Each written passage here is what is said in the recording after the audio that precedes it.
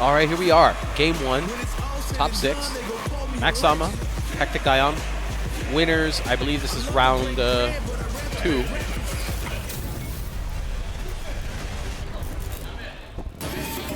All right, sure.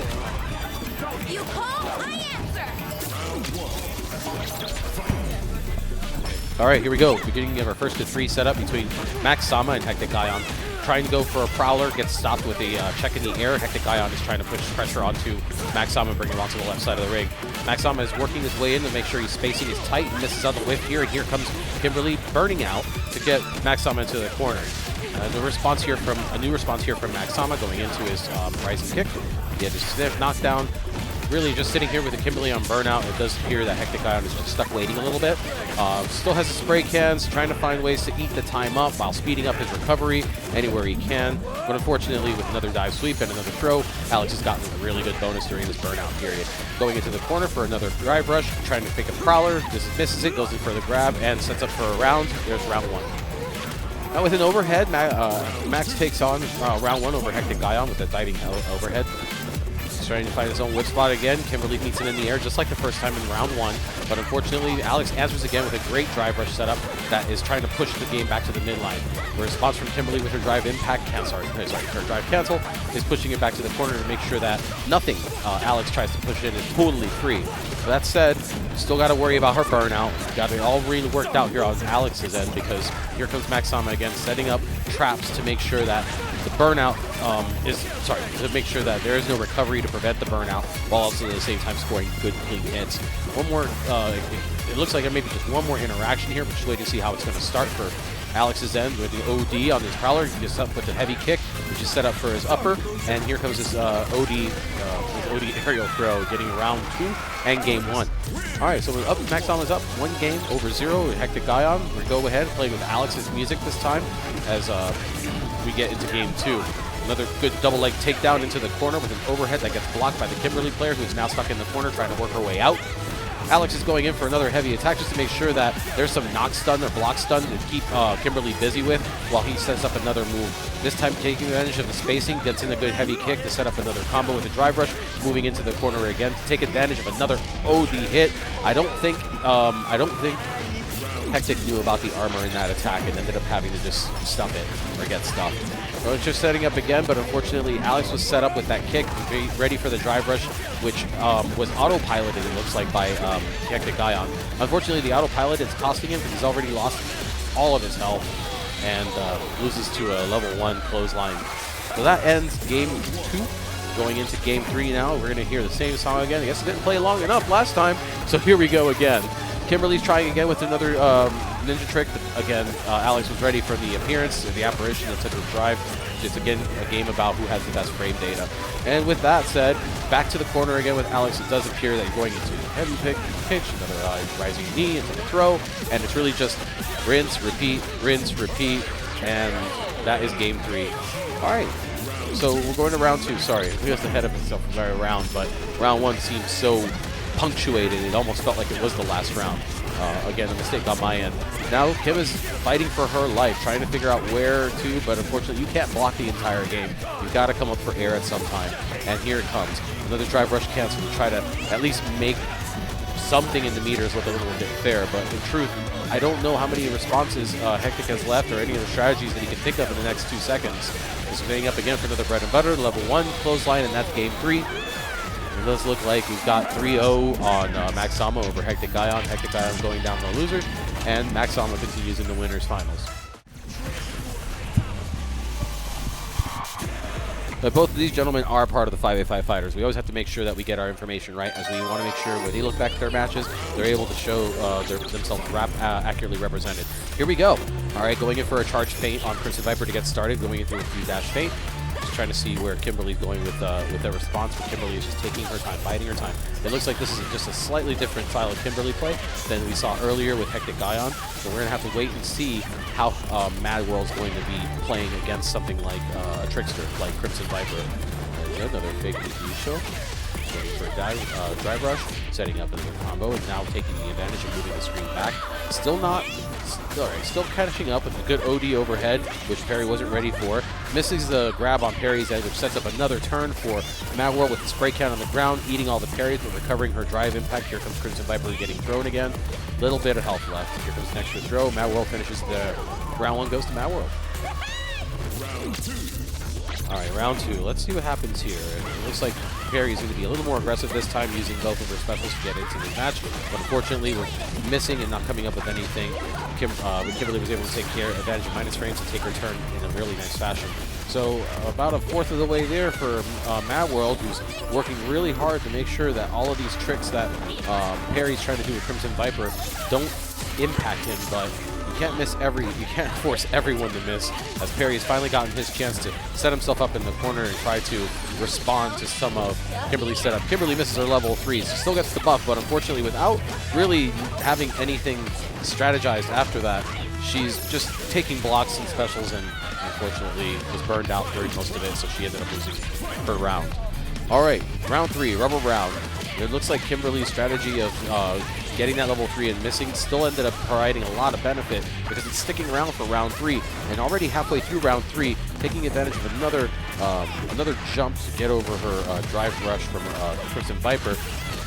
Comes for another drive rush, moving into the corner, trying to set up for a finish, but unfortunately misses a hit, so whiffs, and Crimson Viper takes a turn back just to be able to remind remind Mad World that this character is still scary, even if it's not a character you've seen since, well, you've seen it all in Perry's Let's Rock history. As we already know, last time Let's Rock was here, Perry was playing DJ. So this is definitely a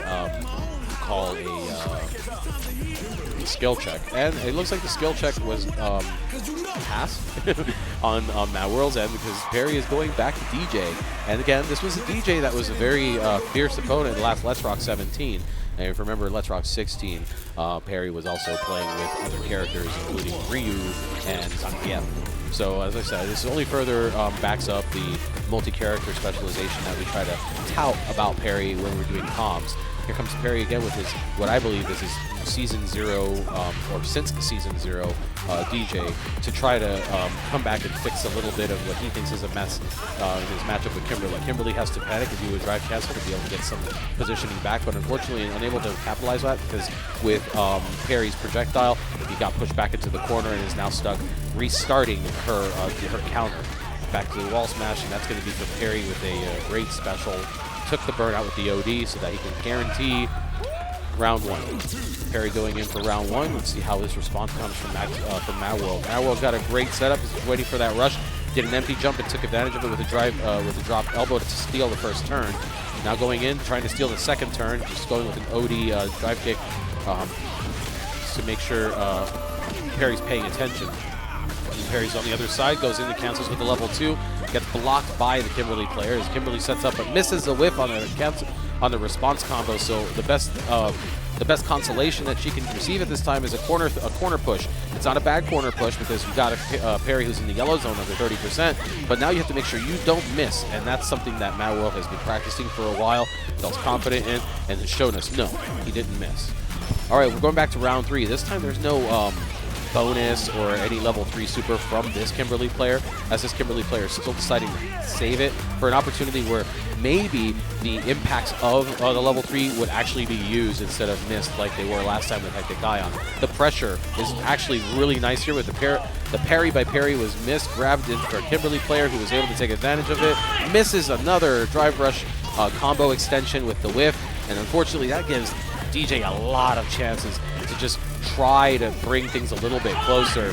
You want to cheer, try not to be biased here, but you want to cheer for a great match. You saw things going one way and your expectations are now being changed. Both gentlemen are now burned out, with Perry about to come back out of it first to take advantage of some chip time, and now both guys are about caught up in the same life level, but unfortunately, since Mad World hasn't recovered from his burnout time, Perry was able to pressure corner, go into the drive rush combo extension, and take the round with a beautiful overhead. So 1-1 between these men. So we've got a lot of Street Fighter left between these guys, and it's just the top. And for a top 6, I couldn't be happier. If things are going to stay neck and neck for the rest of this bracket, you may be hearing my voice for a little bit longer today. All right, game 3.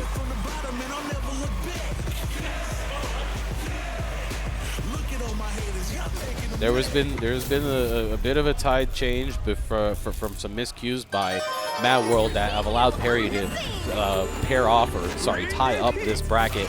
Now it's about Mad World noticing in this short amount of time some of the mistakes or opportunities that he left on the table for DJ that he now needs to go ahead and clean up. Great start here, taking advantage of a punish counter to be able to extend the combo without whiffing to start moving in some action on the corner. Of course, Perry responds with his own combo reaction to go ahead and return things back to neutral. As a side swap happens, the Kimberly player is throwing in the DJ or Perry into the corner as Perry's trying to find himself out with a drive rush. He finds his way back to the neutral area of the map. Going in for a jump, Kimberly player responds, the DJ is burnt out and back in the corner. This is the time. This is the time. Oh, it looks like the DI opportunity that Mad World had was missed. Didn't realize that the level 1 wasn't set up or installed on DJ at that time. But now with less than 30% of the burnout meter left, Mad World's time is kind of running out a little bit here on what he's going to respond to with Perry. And that's something that he's going to have to figure out how to clean up if he's going to survive this bracket. Doesn't want to leave these things on the table. Beautiful setup for the punish counter. Let's see how he cleans it up. It wasn't the right combo, unfortunately. And while the DJ is burned out, he tries to escape with a level 2, but gets stuffed by Kimberly through the block punch. All right, round 2's here, and it looks like the Kimberly player, Mad World, has got a great meter advantage with 2 bars. Still holding on to those. You haven't really seen any any secrets played yet by Mad World in this bracket. Just really mostly looking for taking advantage of these whiffs or misses by Perry so that he can try to use his own combos. And it definitely shows that Mad World is trying to go in his effort, getting himself mentally ready for next week, Combo Breaker, so that he can feel more comfortable in the combos that he's throwing out here today. Another taking advantage of that empty jump by Perry to go ahead and in for the anti-air, which has been enough pressure with to get him to the corner. Another OD bicycle kick setup, but this time with a DI into the corner. Unfortunately, Mad World dropped his guard there and was taken for round 2. Round 3, another rubber round between these two gentlemen. Things have been going to round 3 for quite a bit. I think it's 2 out of 3 games already in this 3-game set so far. But here comes DJ again with great corner play, small Street Fighter play with normal attacks just to make sure that Kimberly is ready to go into the corner. With this beautiful level 2 that was caught midair, he unfortunately missed half of the combo, which was the chance that Mad World had to do a side swap throw.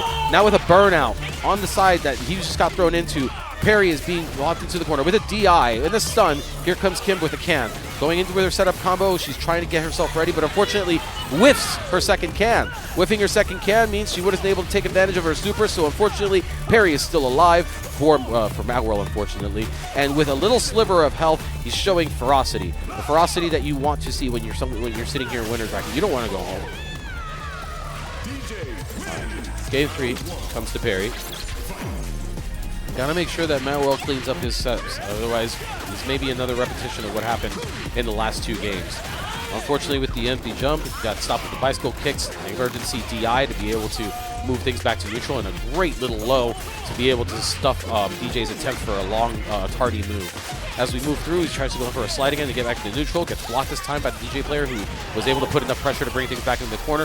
Unfortunately, with the whiff, Kimberly was able to start the DI, but doesn't do the combo right, so he ends up just getting the throw and abandoning the combo. And for that, not being able to set up the combo, ended up getting side switched once again. DJ sitting here just waiting for a moment so he can have enough OD to try to set up his round. Just trying to see if Mad World notices it, but unfortunately it does not look like he notices it because he just gets DI'd into the wall and loses round 1 with an OD machine gun punches, his OD machine gun punches from Perry. All right, this is 2-1. Perry's up a round. Mad World's fighting for his life now, trying to get another round, another little bit of life in here. Throws a spray can into the corner, takes advantage of the Perry celebration to regenerate his meter. And Perry is still unable to come with a response, so he got very little out of it. 2 throws in a row with a setup between them, an overhead in the OD, a 3rd throw, and that's going to be a perfect KO for Mad World.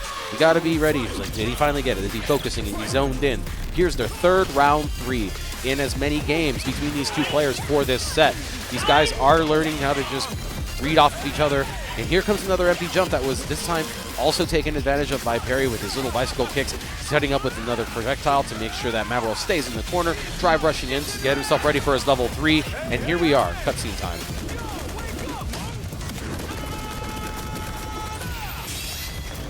All right, decisions. Here comes Mad World.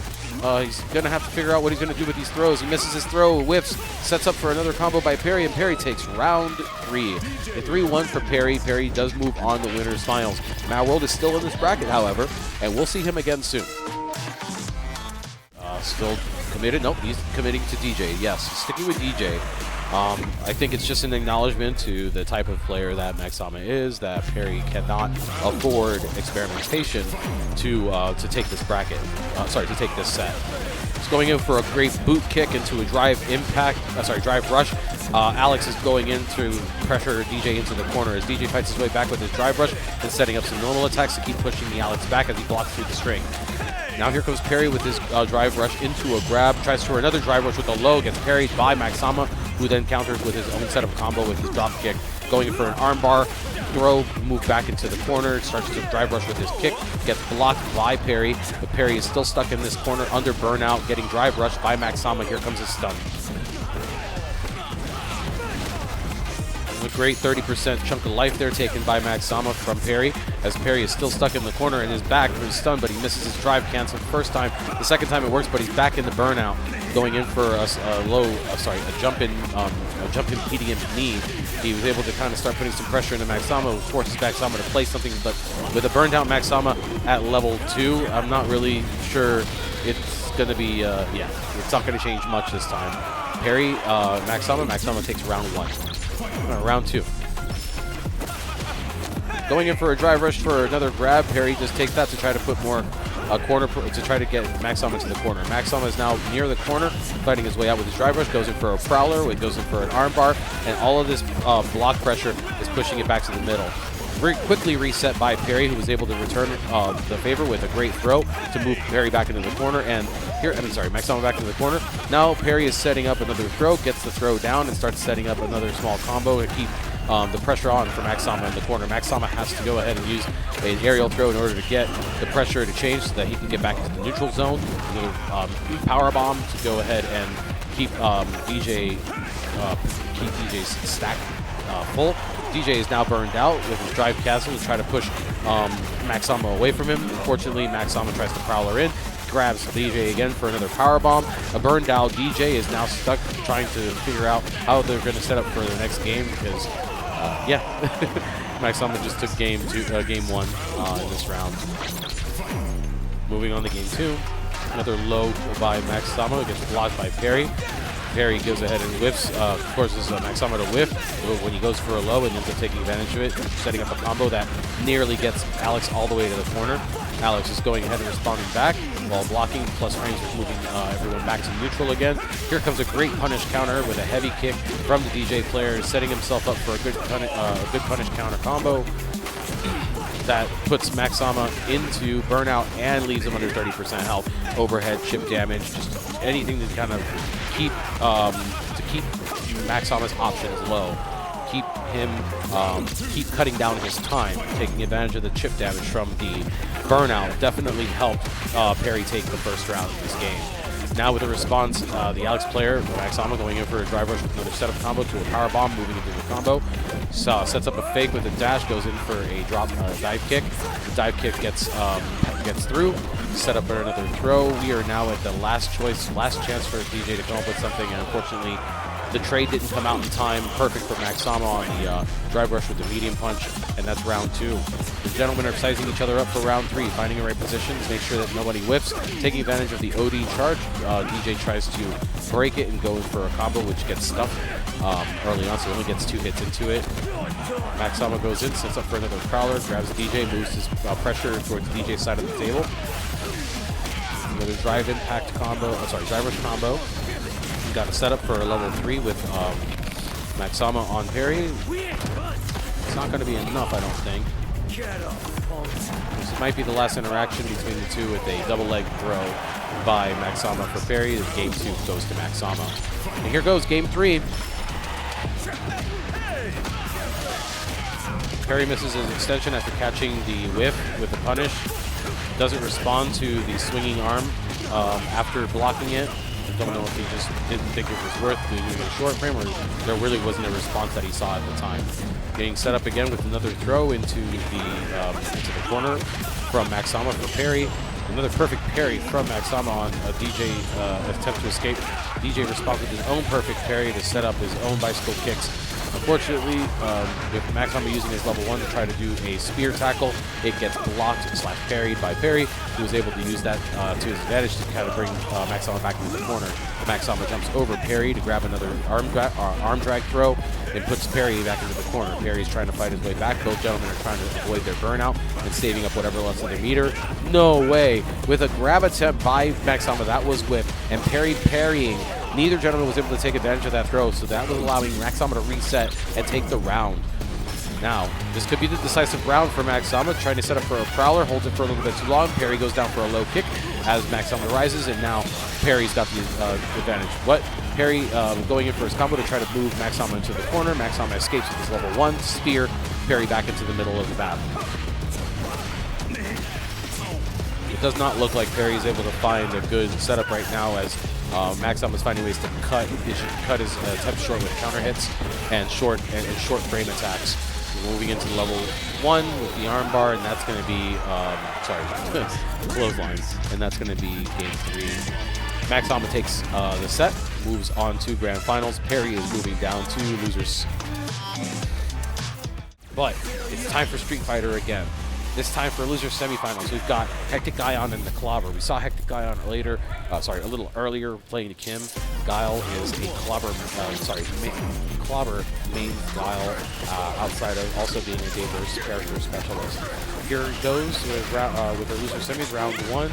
Guile comes out of the gate with a drive rush combo going into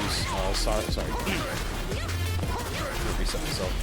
All right, so he just goes in for a kick side switch. Going for another drive rush to get close to Hectic Ion. Hectic Ion's responding with his own turn, redoing an overhead to try to keep things close. Unfortunately for him, Clobber backs off a little bit, sets up another drive rush combo with his Guile knee, you know which one I'm talking about, to get himself ready for a Sonic Boom, into a Sonic Boom combo. Now, this could be the interaction that the Kimberly player has been hoping for, an opportunity to put pressure on Guile this time, which was provided by Guile earlier in the round. So as Kimberly tries to return the favor, is it going to be enough? Yes, it is. Kimberly returns the favor, taking round 1 from Guile. Now, Hectic Ion's probably feeling pretty good. Clobber's got to catch up a little bit, going in for another smoke bomb, getting into Guile's face, getting around the Sonic Boom and putting the pressure on Guile to move him back into the corner. Guile's working his way out of the corner. The Sonic Boom drive rush knee gets put back into the corner by the Kimberly player, who's going into burnout and using her level 3. Now let's swap.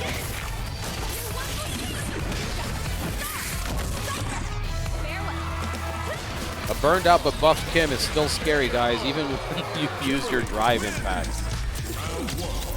All right, round 1, round 2. Now it's round 1 of game 2. Going back and forth in trading, trying to figure out who's going to take the spot. The Guile player goes in with another one of his drive rush combos to start moving pressure on Kimberly to try to get her back into the corner. Kimberly used to use drive rush cancel to bring things a little bit back to neutral. Tries to put some pressure on, but unfortunately gets stuffed by Guile's hurricane kicks. Moved back into the bias side of the map. Kimberly is still fighting her way back into another combo, making her way past neutral, and now pushing into the right bias of the map.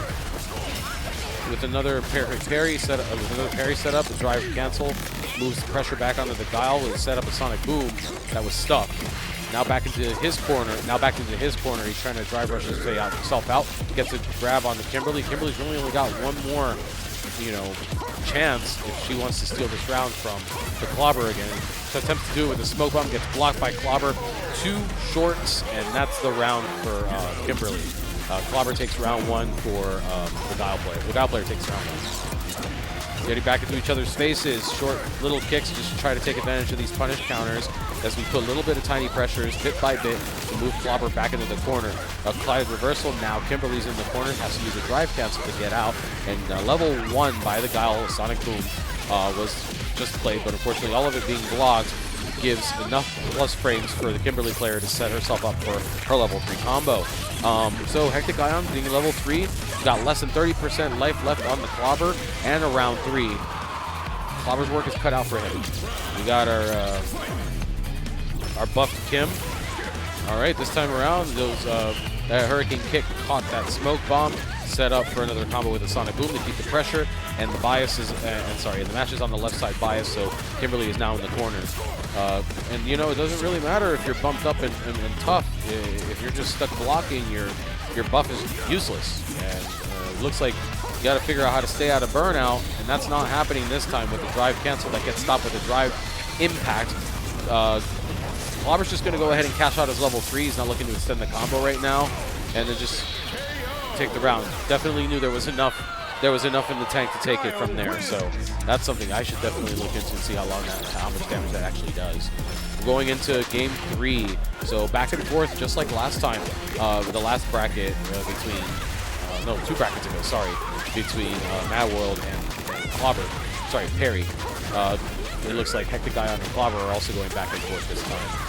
Beautiful setup to another throw. He's extending the combo with the bounce, moving the Guile player into the left corner, going for a Sonic Boom. Kimberly player jumps over it, sets up for more pressure in the corner. An OD spike with the spray can out. The DI doesn't work. The spray can goes off, giving the Kimberly chance a breather to take the round. Round 1 goes to Hectic Ion and Kimberly.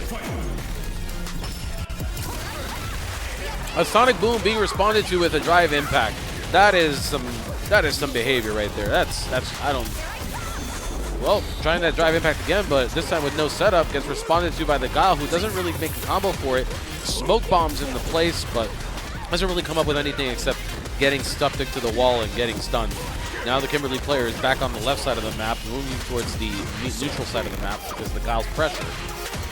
As Guile moves in to do doing his short setup, he's doing his turtling now, giving his distance, making sure he has enough space to do Sonic Booms, having his anti-airs ready in case the Sonic Boom is jumped, and all of that is working right now as the Kimberly player is being moved into the corner again and has to fight her way back into neutral.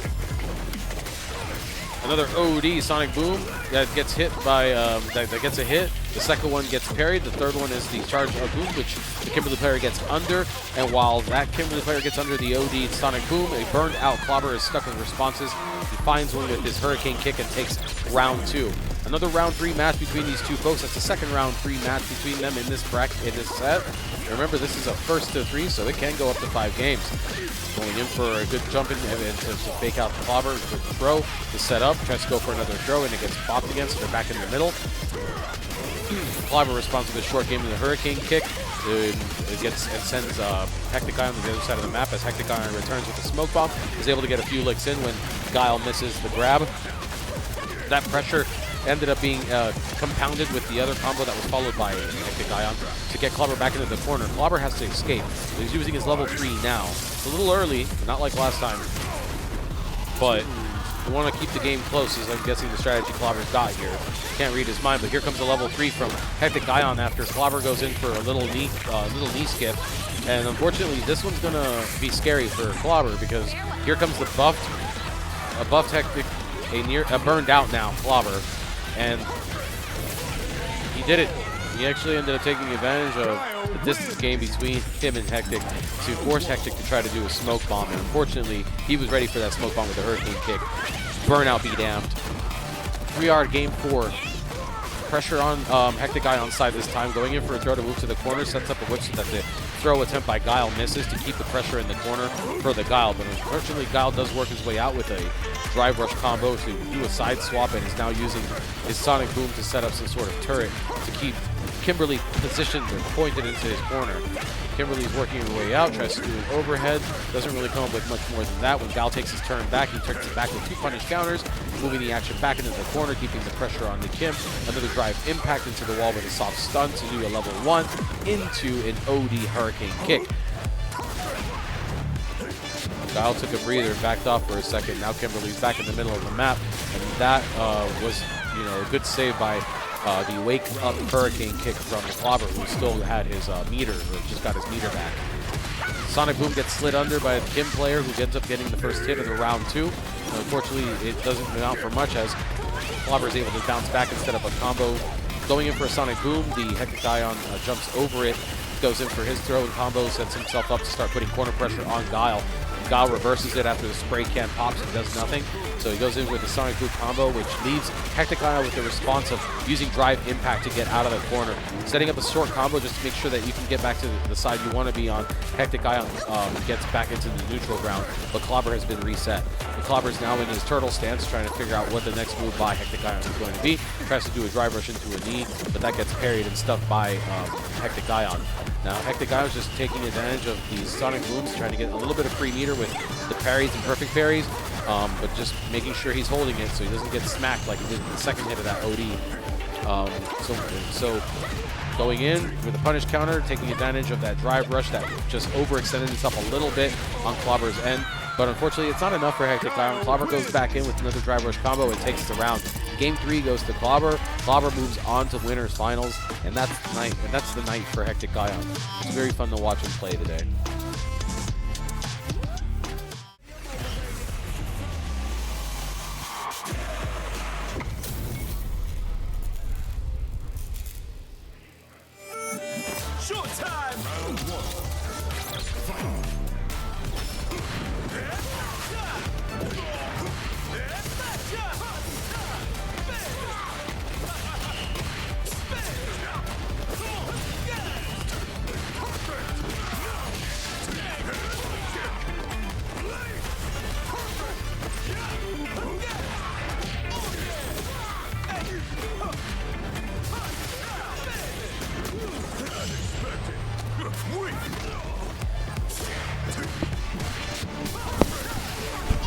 Welcome back, lovers and fighters.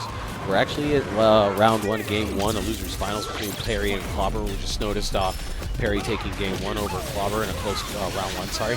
As we go in for his level 2, drops it here while Clobber gets a chance to respond with his bread and butter hurricane kick combo. It isn't enough. Perry's able to put pressure back onto him, forcing Clobber to use an OD hurricane kick to return pressure. Jumps in. Unfortunately, Perry's got his own bicycle kicks. He's able to go ahead and move Clobber back to the corner of the screen. Clobber's trying to fight his way out, as Perry's trying to wait for the moment where Clobber overextends himself. Waiting for a moment where Clobber overextends himself to attempt to take a round from him. As he goes back in, this time Clobber's ready with a check punch, going into his setup combos into his level 3 super. Is this enough? It is. And that's going to be round 2, going to Clobber. You have to cash out there, no bars this time, so it's going to be a new challenge to figure out how to beat Perry with fewer resources. Walks right into a Sonic Boom, couldn't ask for more, and Perry also tries to respond with his own setup combo with a special. This time he gets in a few good small hits, takes advantage of the missed OD hurricane kick that got whiffed to set up his own response combo, taking full advantage of his turn, moving into Burnout to get a level 2 set up on an airborne Guile. This time the combo falls again. A burned out Perry at this point really doesn't mean much, because once he jumped over the Clobber and got his 3-hit combo in, the round ended. Perry takes game 1 over the Clobber. Clobber's coming in with pressure, tries to go in for a grab and misses. Perry doesn't do anything about that, walks himself back into neutral and restarts the interaction. No clean first hit by anyone yet, but a slight advantage does go to Perry from a response to a hit earlier in the round. As Perry goes into rush, Clobber's ready with a Sonic Boom, which shoves him and puts him back into his own perspective corner, which now Perry is trying to fight himself out of with block stun attacks. As he moves his way in, Clobber jumps in for an overhead, which gets parried by Perry, but it doesn't amount so much as everyone's kind of back in the same position they were before the interaction started. Perry's coming in to respond with a drive rush combo after catching the Clobber on an overextension, moving the Clobber back into his corner. He goes in for a Sonic Boom that does get snuffed again, and this time Perry takes advantage of it again to move Clobber into the proper corner, trying to get over the Sonic Boom with a jump with an OD Sabat, and then goes in for his level 2 again. Is it dropped this time? No, it doesn't drop this time, and he's able to go ahead and clean up and take the round. So round 1 will be going to Perry. Round 1 of game 2. We're going to round 2.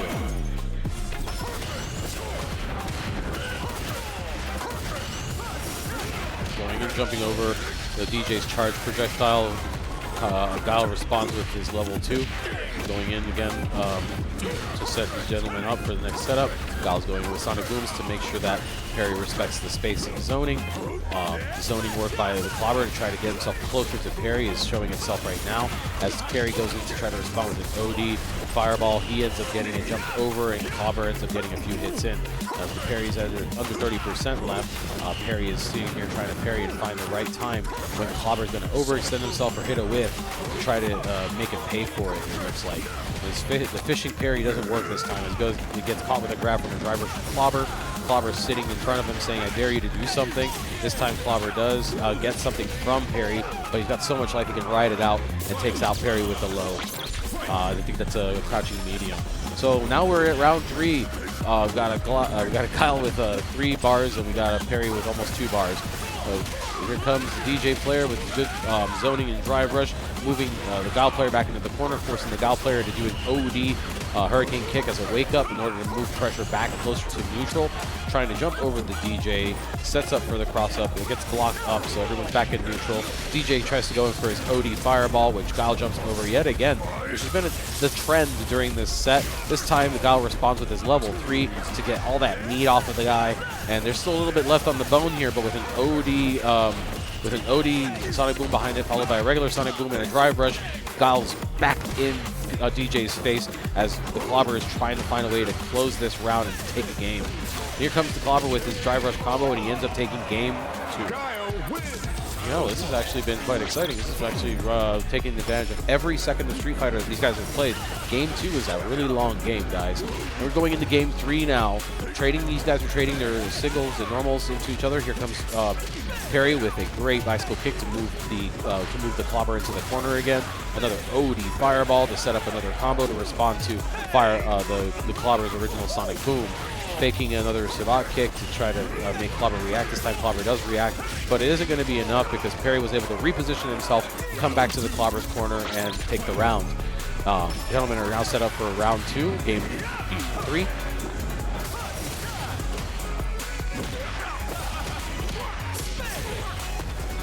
Perry's got a great job here moving Clobber into the corner with a few normal attacks to make sure that Clobber is ready for that. Clobber has to respond with a wake-up level 2, which gets blocked and stuffed by Perry. Perry comes in to respond with his own drive rush combo with his OD Sabats into his level 3, folks. And we're going to get a cutscene. Not enough. So we got to see how Perry wants to try to end this round because the Clobber is not burned out. Clobber tries to go in for a jump in, and this time the bicycle kicks were ready for Perry to take the game. Now we're at game 4. Let's see if this goes on to game 5. Last time these had this back and forth, so they ended up at game 4 for this bracket. Let's see if this will break the bracket trend. Great setup on his medium kick to his 2 light punches into a hurricane kick by Guile, which allows him to start the pressure early in the game. Perry goes in with a return with a throw to reverse positions, which leaves Clobber in a position where he has to do an OD wake-up hurricane kick in order to keep the match going and keep the pressure off of him. Here comes Guile again, who's getting rushed in on, checks the rush against him with another bicycle kick combo. This time Perry is using his small Street Fighter skills to get some normal attacks in, just so he can make sure Clobber's not prepared for everything. Unfortunately, a missed whiff grab here by Perry. He sets Clobber up for a combo which doesn't extend itself to much, and with the falling Sabat missing, Clobber parries it but has no space to work off of it, so he ends up having to drop it. Fortunately for Clobber's luck, he ends up getting a drive rush cancel, going into his level 2 and taking round 1. As we move forward with round 2, because we got to see how Perry's going to respond to this, because Perry has been good at checking the Clobber on any new revelations that the Clobber tries to set up against him in this set. It may not have been something that was obvious, but it's becoming more apparent now when you look at things of how Perry's handling the jump-ins by Clobber and how Perry is using his Sabat kicks to keep things on one side of the map, the side that works for him best. So, enough gushing. Here we are. Clobber's going in into his corner, trying to fight his way out with his Sonic Boom and a nice little crouching heavy kick. I think it's the first one that's hit in the set between these 2 gentlemen from the Clobber. Tries to go for a jump in. This time Perry was not ready for an anti-air. Tries to do a fake back and ends up eating a kick for that. We've got a yellow zone Perry who is now burnt out, who failed to drive rush, who just got crouching heavy kicked So he's definitely having to just take the bag of chips right now. Jumping in, gets the jump in over the Sonic Boom to the Guile to make sure that Guile doesn't get anything for free. These guys are both at slivers. With a level 3, the Clobber has to escape and uses the level 3 to take game 4. We're going to get a game 5. First game 5 in top 6 today, as both guys have been going back and forth this set with plenty of round 3s between them. Go in, give her jump in, DJ gets in, sets himself up with a combo that the Guile wasn't ready for, and now Clobber is shooting out of the corner. Unfortunately, Perry was ready for that with the Sabat kicks, so then the Clobber had to escape with its OD Hurricane kicks, zoning himself up to try to find a new way to get inside. The Guile player is in neutral, trying to find a way to push the Perry player, push Perry back into the corner. The Perry's in the corner, but he's still not able to find an opening, as a lot of the attacks are being blocked and snuffed. His level 2 finally hits after its OD fireball ends up being cast by Perry and ends up being eaten by the level 2. So now things are a little neck and neck. We got another jumping kick on Clobber. He got punished by Perry for that with his bicycle kicks. Perry is just trying to fake fireballs to see if he can take the parry from it. This time he uses an OD and tries to rush into the Guile player, but with a sliver of health, Guile player has his OD Hurricane kick, his go-to, and takes the round.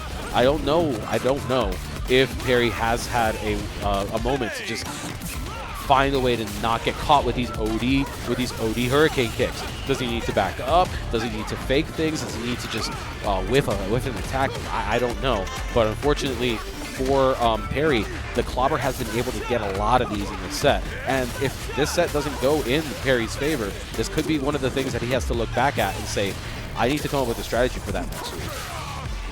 As we go, another low crouching heavy kick, but this time Perry takes the round after the block, and Burned Out Clobber has little recourse to that. This is it. Last round, game 5. All the work that these gentlemen have been working on. Who's been paying more attention? Here comes another good bread and butter with a Hurricane kick from the Clobber for Perry, pushing him into the corner. As Perry finds a way to fight himself out, he grabs the Guile player, moves him into neutral with another grab. Gentlemen are back into neutral, just trying to fight his way out. This comes the level 2, which is far enough in fireball range. It eats the fireball, and unfortunately, just like throughout this set, he has not been able to finish his level 2s in order to get them to completion. So he has to find another way to move the Clobber into the corner with his OD combo. And as this moves on, it looks like with his level 1, this game is over. Perry does move on to grand finals. The Clobber, thank you so much for being there to give Perry that knowledge check, but unfortunately for the Clobber, it wasn't enough today. Perry was able to sneak it out. All right, grand finals is coming up in just a few moments. I don't even think we're going to go into a break or anything. We're just going to go straight into it as I start seeing Maxama getting set up and bringing his controller in. I think they get that we would like to see a lot more Street Fighter. So I think these guys just came to an agreement to not pull out their mains to start. Perry's playing Chun-Li, Maxama's playing JP. Game 1, moving into, getting a cross-up over on the JP to switch sides.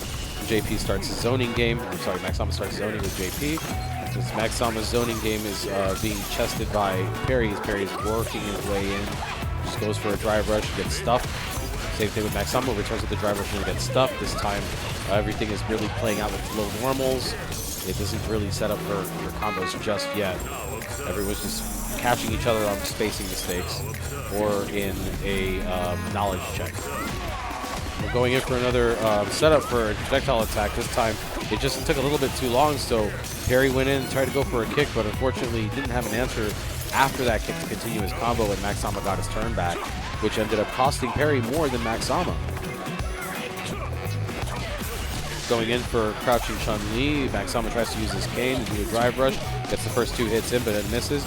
Sets up another combo after a side switch, is starting to zone the Chun-Li with the crystals, and keeping Chun-Li out, keeping Chun-Li stacked, mental stack heavy, just to make sure that Perry isn't ready for that kick that came behind that projectile. That also feels like another knowledge check between these 2 players. We're going back to round 2 with the zoning game from Maxama to make sure he's testing and forcing Chun-Li to find a way to approach. So Perry is the one that's actually having to do the hard work here from an outsider's perspective, whereas Maxama has pretty much challenged Perry to figure him out. And as he's done that, he's been able to limit the interactions up close between Max Sama and between him and Chun-Li being parried by Parry, while still being able to get a few normal hits in. Here goes another attempt for a cross-up, which the JP player was ready for, to set up a short combo to keep putting the pressure on Parry to make sure Parry tries to stay in the corner. Parry's left with the choice of jumping over JP to get out of the corner, but unfortunately with the crystal layout that Parry just walked past, he had to block from both sides. Now being set up with a punish counter, the JP player tries to get Chun-Li Slayer set up with his level 3. Ends up getting a few hits in, but because Chun-Li jumped over it, was able to do a wall grab. Sorry, not a wall grab, a stun to get a turn back. Now we're back here. Last stretches here, both men in yellow health. JP gets advantage of a missed jump in by Gary to take the round. So Max Sama wins game 1 with JP. As things go right now, it looks like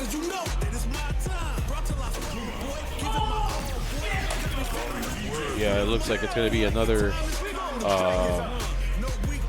just choice, player's choice character for Max Sama, who is forsaking Alex once again to play with the Akuma.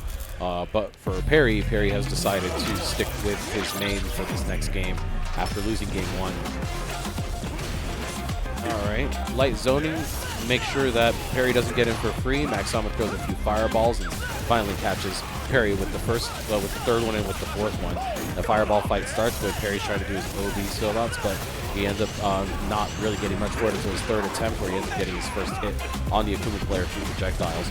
Max Sama's coming back under, he tries to do a cross under on Parry's jump, but doesn't have an answer, so Parry gets a few hits in and starts bringing Max Sama back into the corner. The corner pressure on Parry is set up with a great heavy kick and high stun, so that now Max Sama is stuck guessing if he's going to get grabbed or not. Just got grabbed 2 times in a row and lost round 1. Round 1 goes to Parry with 2 grabs in a row to take the round. Going into round 2, both men back in neutral. A fireball in the air by the Akuma player starts putting pressure on Parry to try to put Parry back into the corner. Parry is left trying to figure out normal attacks, does a throw for a side switch, which then it results to Akuma using a stand-up OD fireball DP to escape. Now while sides have been switched and pressure has been pushed more towards the Akuma in the corner, the DJ player still hasn't set up a good clean strategy to keep to set up a combo or to even get good pressure to keep the Akuma player from getting back into neutral. And unfortunately, here it is. Using all of your meter, Max Sama then finds a way to get back into neutral, set up a combo for his level 1, and takes the fireball to Parry's face for round 2. Here at round 3, Parry is on the defensive, trying to parry a few attacks that are coming in from Max Sama. Max Sama tries to jump in, and Parry responds with an anti-air kick. Fireball that gets sent, gets parried by Parry, but it's just another way for Max Sama to try to get in because those parry frames take time to disengage. Going back into the fireball fight, this time Parry wins it, and he's trying to put pressure into Max Sama, pushing Max Sama into his corner into a level 3. Now with level 3 play, we've got a little cutscene here to find out what the next interaction is going to need in order for Parry to win, or what Max Sama is left with to try to survive. And it looks like with these sabats, which were faked out from the fireball, which forced Max Sama to jump, got what Parry needed in order to win game 2. So now the set is 1-1. Max Sama is switching to Sagat. It looks like Parry is staying with DJ. Now, earlier in the season, Sagat was a character that Max Sama played while he was waiting for Alex to drop. And as far as I know, my knowledge of his experience with the character is still unknown. I have heard that he was able to get this character to master, so I don't have any doubt that he picked a character that he could still cause some serious damage with. This DP misses, and now that gives Parry a chance to try to respond with his own combo, which gets things back to mid-screen. And then again, when he tries to jump in up to Parry from too far away, Parry responds with another bicycle kick set up to move things back towards Max Sama's side of the screen. Max Sama goes in with his Muay Thai knee, moves into pressure to bring things back to neutral, and then eventually move Parry closer to his side of the stage as Parry's trying to play some small game right now. Sets up a parry, tries to set himself up for a great combo from that parry, and his punish counter is fruitful as things are back in neutral. He's got advantage in his drive bar, but unfortunately with a missed drive impact, he ends up eating a little bit of that. Thankfully, Max Sama, for Parry's sake, Max Sama misses his jump in and goes in the burnout, which Parry takes advantage of to set up a combo. As Max Sama gets back from the missed combo, a fireball is coming for him he can't do anything about. With chip damage, he loses that round. First round will go to Parry. Perry's going back to work, trying to put pressure on Max Sama, bringing Max Sama back to his side of the corner. Sorry, to his corner of the map. And Max Sama is now moving his strongs to dot play, mediums and heavy kicks, to try to get that pressure and block stun with Perry off to his corner of the screen. And this time, with a great OD going in the burn out, the OD Dragon Punch that Sagat has moves Perry back into the corner, and Perry's stuck working it again. And we're back in the neutral reset, this time with an OD, sorry, not an OD, a drive rush, sorry, not a drive rush, a burned out Max Sama, while Perry is using his drive rush to try to get as much damage as he can after he caught an exhausting Max Sama and set him up for his level 3. Level 3, 1 minute interaction left, misses with the Max Sama misses with his level 2, and a fireball from Perry takes the round. Perry wins game 2, and now Max Sama has decided to switch to M. Bison. For game 4, we're going to have Perry versus M. Bison. Sorry, Max Sama's M. Bison.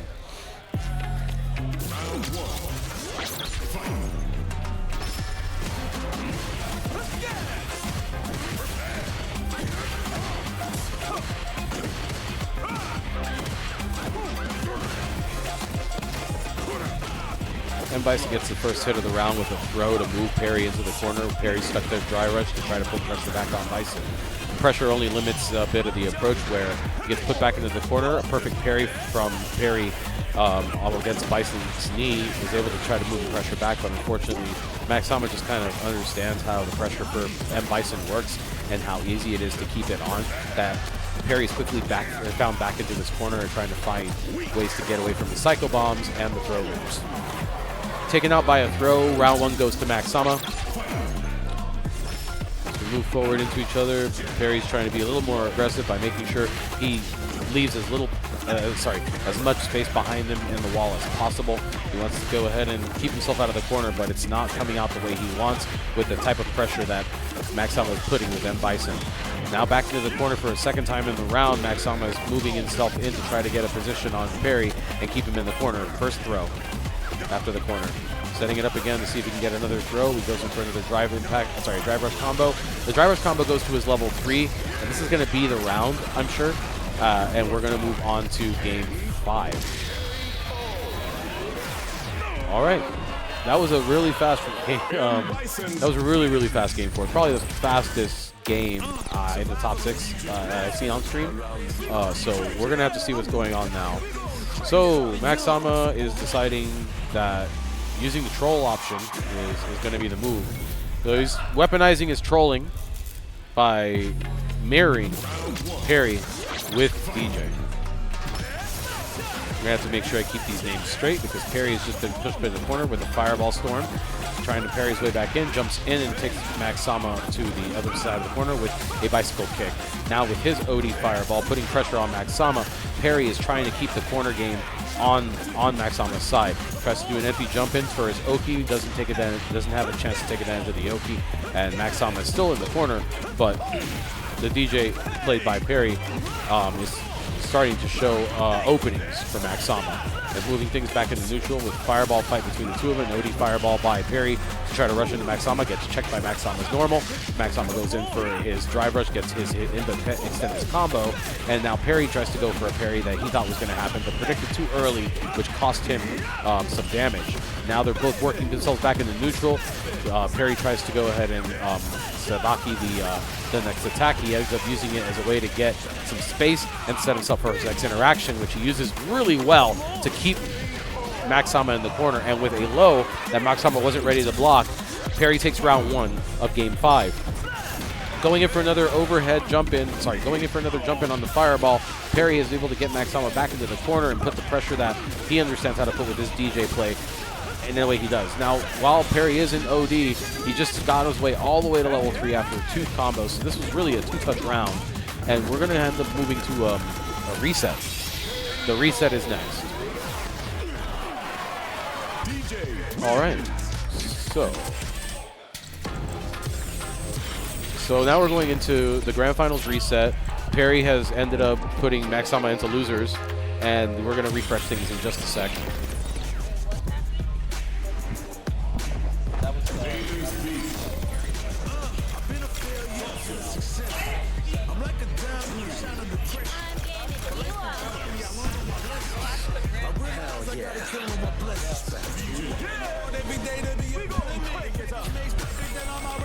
Well, we're here for the Grand Finals reset, and that's something that I think, you know, both gentlemen understood. They just wanted to get as much Street Fighter as they could. So we're moving into our reset. We're gonna put away the, we're gonna put away the kid gloves, and we're gonna go back into our mains. Maxama is going to pick up Alex again for the for the reset, and Perry is sticking with his character. Perry going in for a drive rush. Maxama maybe wasn't awake or ready. Fakes a prowler and tries to respond. Everything's getting blocked, and everyone's back to neutral. Moving back into the stage. All right.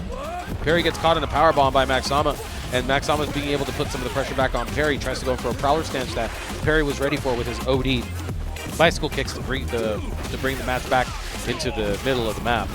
Now Maxama comes back in with his prowler stance for a double leg takedown to start returning pressure. These attacks are really doing a good job of moving the character he's playing against into the corner, but unfortunately Perry has figured out a way to jump over it because Maxama is burned out. The advantage is in Perry's side if he can figure out how to take advantage of this burnout. He just goes in for another set of kicks, and he ends up taking it, and there he goes with his hurricane kick to take care of a dive kicking Maxama that didn't get the dive kick off in time.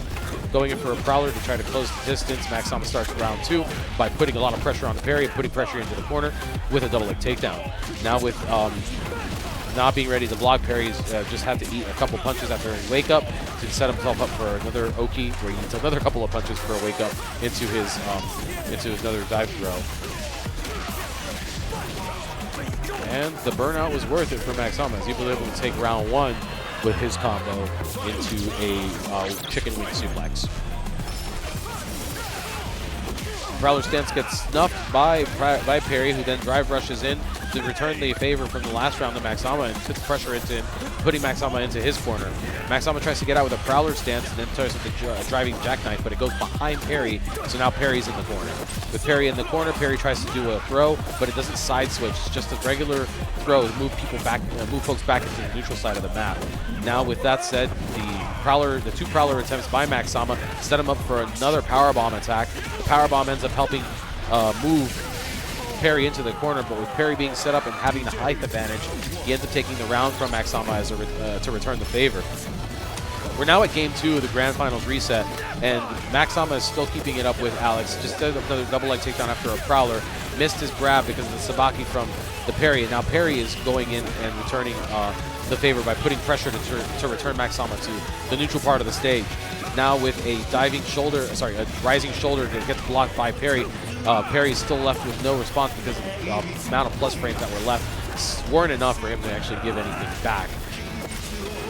So with a burnout, Perry ends up getting a grab, which ends up giving him something for corner pressure, but without a response after that, or a wake-up response, the pressure was lost. Maxama was able to move things back to neutral until Perry got his burnout finished. And now with a finished burnout, Perry was fighting like a bat out of hell, forces Maxama to use his level 1 spear to escape with the round. So now round 1 of game 2 of the reset goes to Maxama, as both gentlemen are still working their way to get their first hit in for round 2. Perry goes in for his grab and ends up moving the needle, pushing Alex into the corner. Alex is stuck with pressure with a great drive rush, moving his low kicks to move Perry back into the corner. Misses his spinning clothesline, which just allows Perry to set up for his turn, ending it with an OD bicycle kick, moving things back into neutral. But here comes Alex again, who's going to get the corner this time. And Perry's forced having to use the drive rush cancel, going into burnout to save himself. Jumps over Maxama, but Maxama ends up using his pressure game, setting up for his level 3 combo. His level 3 super on Perry. We'll need the corner this time. Alex takes game 2. Well, Maxama takes game 2 with Alex. And here comes game 3. Prowler for Maxama, who ends up getting drive rushed by Perry into a low.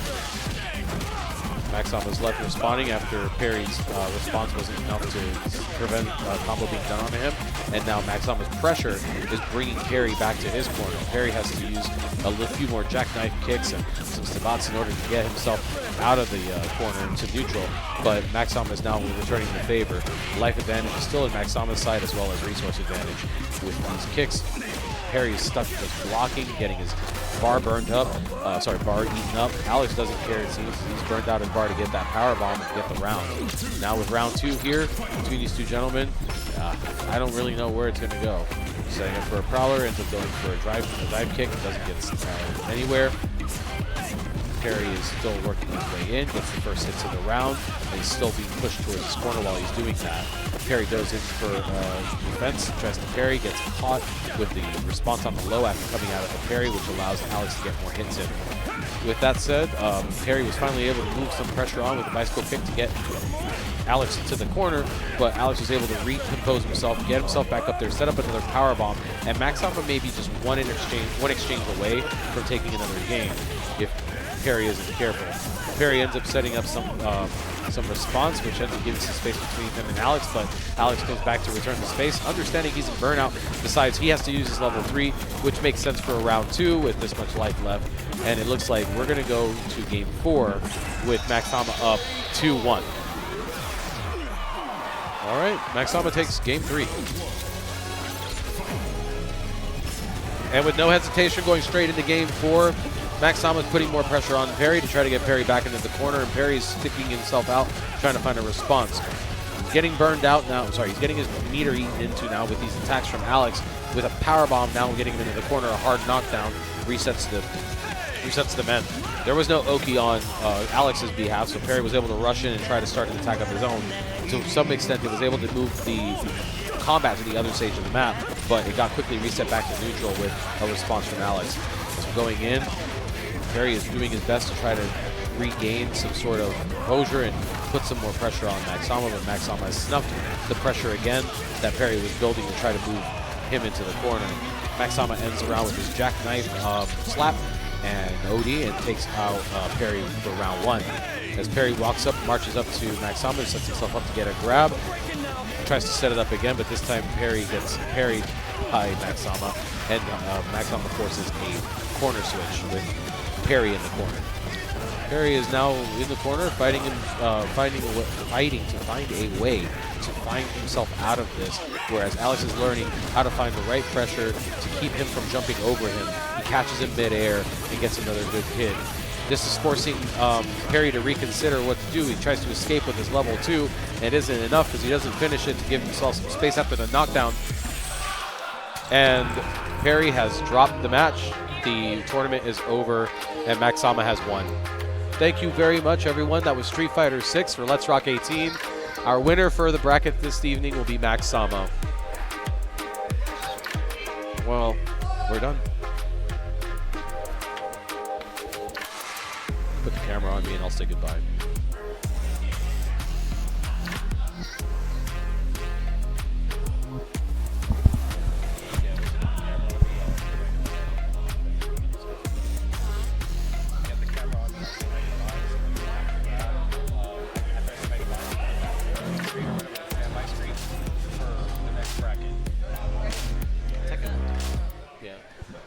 Once again, Rochester, and once again to those out there on Twitch watching us, thank you very much for joining us for Let's Rock 18. That was our Street Fighter 6 bracket, and although it did end in such a head-scratching fashion, I do want to emphasize that these two people are friends, and they just know each other well enough to know that was the set. Yeah, but I really do commend everyone who has come out to play today. It's dreary, it's wet, it's kind of cold, but I really am so grateful for everyone who made it out today to play in our tournaments and play in our games. I'll be in the bracket later on today. I will not make any promises if I'll be on stream or not. However, I want to thank you and everyone at home once again for joining us for our tournament, for joining me for some Street Fighter. Once again, I'm Superior Magic. Enjoy your day.